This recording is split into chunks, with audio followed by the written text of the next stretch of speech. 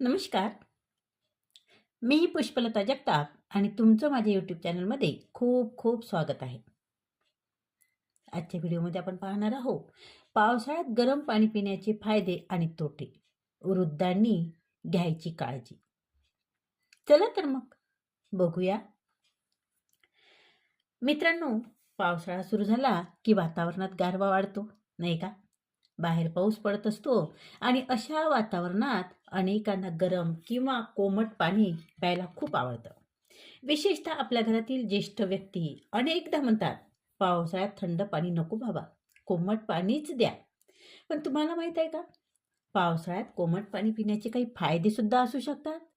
पण अतिशय गरम पाणी पिण्याचे काही नुकसान सुद्धा होऊ शकतात, हे लक्षात घ्या. वय वाढल्यानंतर शरीरातील काही बदलामुळे ही काळजी आणखी महत्त्वाची ठरते. आणि म्हणूनच आजच्या या व्हिडिओमध्ये आपण जाणून घेणार आहोत पावसाळ्यात कोमट पाणी प्यायल्याने काय फायदे होतात. त्याचबरोबर किती गरम पाणी प्यावे, अति गरम पाणी प्यायल्याने काय नुकसान होऊ शकते आणि वृद्धांनी पाणी पिताना कोणत्या गोष्टीची विशेष काळजी घ्यावी. चला तर मग सुरू करूया. तर नंबर 1, महत्त्वाची गोष्ट. सर्वात आधी एक महत्त्वाची गोष्ट म्हणजे इथे गरम पाणी म्हणजे उकळते किंवा तोंड भाजेल इतके गरम पाणी नाही. आपण इथे बोलत आहोत म्हणजे कोमट किंवा आरामात पिता येईल अशा तापमानाचे पाणी. पाणी पिताना जर तुम्हाला तोंडात किंवा घशात जळजळ होत असेल तर ते खूप गरम आहे.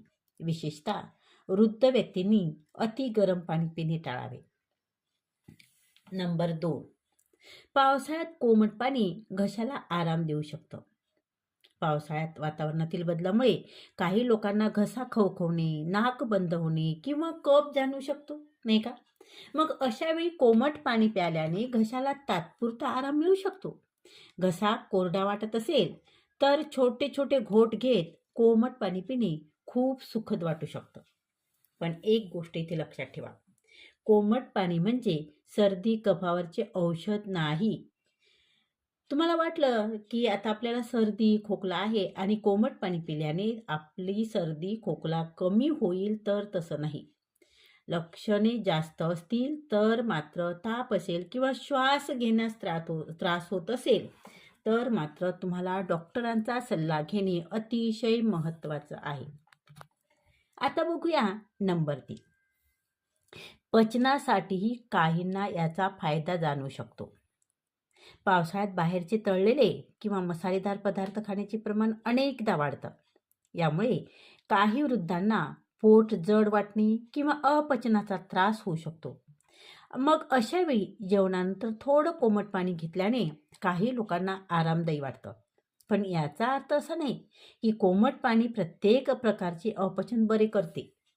पचन चांगले ठेवण्यासाठी योग्य आहार खूप महत्त्वाचा आहे. योग्य आहार, त्याचबरोबर वेळेवर जेवण आणि नियमित हालचाली तितकीच महत्त्वाची आहे.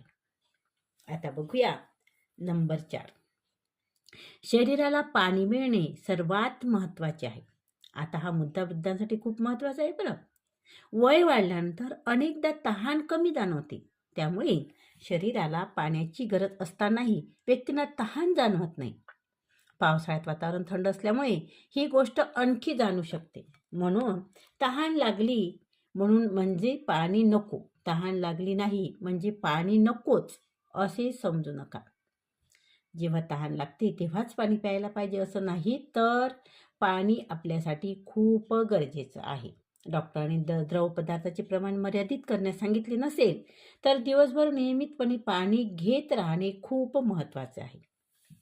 आता आपण बघणार आहोत गरम पाणी पिण्याचे तोटे सुद्धा असतात. जाणून घेऊया अति गरम पाणी पिण्याचे तोटे काय आहेत ते. आतापर्यंत आपण फायदे तर ऐकलेच, नाही का? आता सर्वात महत्त्वाचा भाग म्हणजे गरम पाणी म्हणजे उकळते पाणी नाही.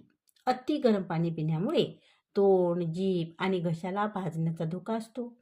वृद्ध व्यक्तींनी विशेषतः सावध राहावे, कारण वय वाढल्यामुळे संवेदनशीलता आणि शरीराची प्रतिक्रिया काही प्रमाणात बदलू शकते आणि म्हणूनच पाणी प्यायच्या आधी एक छोटा घोट घेऊन ते आरामदायी तापमानाचा आहे का ते पहा. खूप गरम पाणी म्हणजे जास्त फायदा नाही. काही लोकांना वाटतं पाणी जितके गरम तितके शरीरासाठी चांगले, पण हे चुकीचं आहे. कोमट पाणी आरामदायी असू शकतं, पण अति गरम पाणी अधिक आरोग्यदायी आहे असं मात्र नाही. आरोग्यासाठी पाण्याच्या तापमानापेक्षा पुरेसे आणि सुरक्षित पाणी पिणे खूप महत्त्वाचे आहे. वृद्धांनी पाणी पिताना ह्या 7 गोष्टी नेहमी लक्षात ठेवा. खूप महत्त्वाचं आहे. तर पहिली गोष्ट म्हणजे पाणी खूप गरम नसावे. दुसरी गोष्ट म्हणजे दिवसभर थोडं थोडं पाणी प्यावं. तिसरी गोष्ट म्हणजे पावसाळ्यातही स्वच्छ आणि सुरक्षितच पाणी प्यायला पाहिजे. चौथी गोष्ट म्हणजे फक्त चहा किंवा कॉफी घेतल्याने पाण्याची गरज पूर्ण होत नाही. पाण्याची गरज पूर्ण होईल असं समजू नका. तुम्ही चहा घेत आहे, कॉफी घेत आहे, तर त्यामुळे तुमच्या शरीरातील पाण्याची गरज पूर्ण होत नाही. आणि पाचवी गोष्ट म्हणजे डॉक्टरांनी पाणी किंवा द्रव पदार्थ कमी करण्यास सांगितले असेल तर त्यांच्या सल्ल्याचेच पालन करा. सहावी गोष्ट म्हणजे लघवी खूप कमी होणे, चक्कर येणे, असामान्य अशक्तपणा किंवा तोंड खूप कोरडे पडणे अशी लक्षणे जाणवत असतील तर त्याकडे दुर्लक्ष करू नका. आणि सातवी आणि अतिशय महत्त्वाची गोष्ट म्हणजे ताप, सतत उलट्या, जुलाब, श्वास घेण्यास त्रास किंवा तब्येत अचानक बिघडल्यास घरगुती उपायावर अवलंबून न राहता तुम्ही डॉक्टरांचा सल्ला जरूर घ्या. एक छोटीशी गोष्ट बघा, कल्पना करा की घरातील आजी सकाळी उठतात, बाहेर रिमझिम पाऊस पडत असतो. त्या म्हणतात, आज हवामान खूप थंड आहे, मला 1 कप गरम पाणी देतं का? घरातील व्यक्ती त्यांना अक्षरशः उकळते पाणी देण्याचा प्रयत्न करते. पण लक्षात ठेवा, आजींना गरम पाणी हवे आहे, गरमागरम पाणी नाही. हे अगदी साधं वाटते, पण अशा छोट्या चुका कधी कधी त्रासदायक सुद्धा ठरू शकतात, नाही का? आणि म्हणूनच वृद्ध व्यक्तींना पाणी देताना ते कोमट आणि आरामदायी तापमानाचं आहे का याची खात्री सर्वप्रथम करा. आता एक शेवटचा महत्त्वाचा संदेश बघा. मित्रांनो, वय वाढणे म्हणजे शरीराची काळजी घेणं थांबवणं नाही.